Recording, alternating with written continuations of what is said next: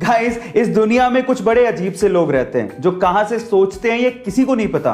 तो चलो इसी से रिलेटेड एक रियल इंसिडेंट बताता हूं। एक्चुअली हुआ कुछ यूं कि मुंबई के रहने वाले 27 साल के रफेल सैमुअल ने अपने ही मां बाप पे केस कर दिया। और केस का रीजन जान के आप लोग हैरान रह जाओगे और साथ में हंसने भी लगोगे।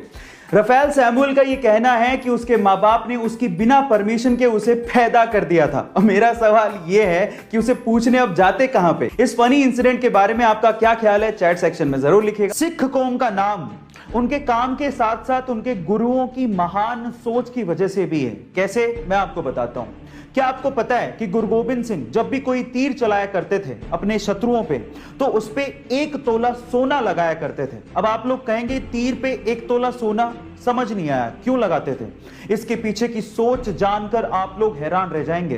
गुरु गोबिंद सिंह ये चाहते थे कि उनका तीर जिस भी शत्रु को घायल करे वो इस 1 तोला सोना से अपना इलाज करवाए और अपनी जिंदगी को अच्छे से व्यतीत करे, और अगर उसकी मृत्यु हो जाए तो उसका अंतिम संस्कार अच्छे से किया जा सके।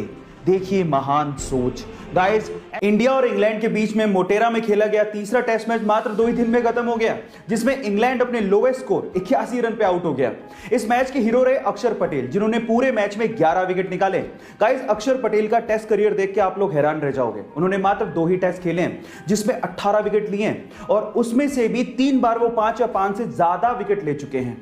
इसके अलावा टेस्ट मैच की खास बात यह रही कि इंग्लैंड वर्ल्ड टेस्ट चैंपियनशिप के फिनाले से बाहर हो गया है। जी हां गाइस, अब अगर अगला टेस्ट मैच इंडिया जीत जाता है तो वर्ल्ड टेस्ट चैंपियनशिप का फिनाले वो न्यूजीलैंड के साथ खेलेगा, और अगर हार जाता है तो फिर ऑस्ट्रेलिया खेलेगा। लेकिन इंग्लैंड का पत्ता साफ हो चुका है। गाइस, फिर से केबीसी का एक सवाल पूछता हूं। सवाल बहुत महत्वपूर्ण है, इसलिए बहुत ध्यान से सुनिएगा।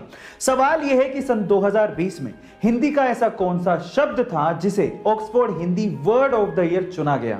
बताइए। चलिए मैं आपको हिंट देता हूं। साल 2020 एक ऐसा साल जिसमें कोरोना महामारी के चलते सब कुछ ठप पड़ गया था।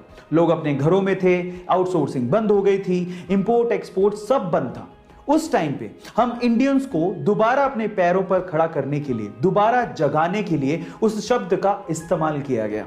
चलिए मैं आपको बता ही देता हूं। वो शब्द है आत्मनिर्भर, सेल्फ रिलायंस। एक ऐसा शब्द, या फिर यूं कहें कि एक ऐसी फीलिंग जिसके बिना कोई भी डेवलपिंग कंट्री तरक्की नहीं कर सकती। गाइस, ये फैक्ट आपको कैसा लगा, चैट सेक्शन में जरूर लिखिएगा।